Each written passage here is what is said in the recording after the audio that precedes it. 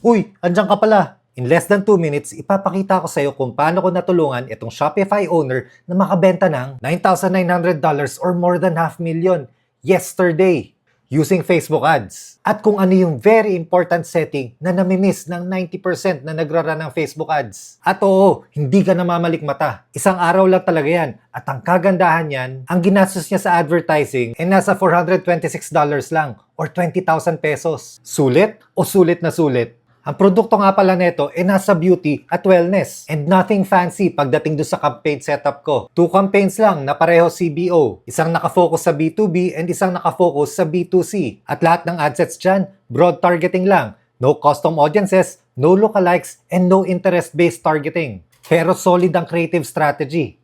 Ito yung hindi tinitingnan ng iba and baka guilty ka dito. Punta ka sa breakdown, tapos piliin mo audience segments. Lalabas dito yung engaged audience, existing pati new audiences. At makikita mo dyan kung magkano yung spend mo at yung kinikita mo sa bawat type of audience. Kailangan mas malaki lagi na pera yung nagagastos sa new audiences. Dahil kapag majority ng budget is nasa existing customers, hindi mag-grow yung business mo. At 100% sure ako na mahihirapan ka mag-scale. Kaya pag masyadong malaki yung gastos dun sa existing audiences, kailangan mo i-improve yung creatives mo. Dahil ibig sabihin nun, ang na-attract niya is yung mga existing customers lang or yung nag-engage na audiences. O, ang bilis lang, di ba?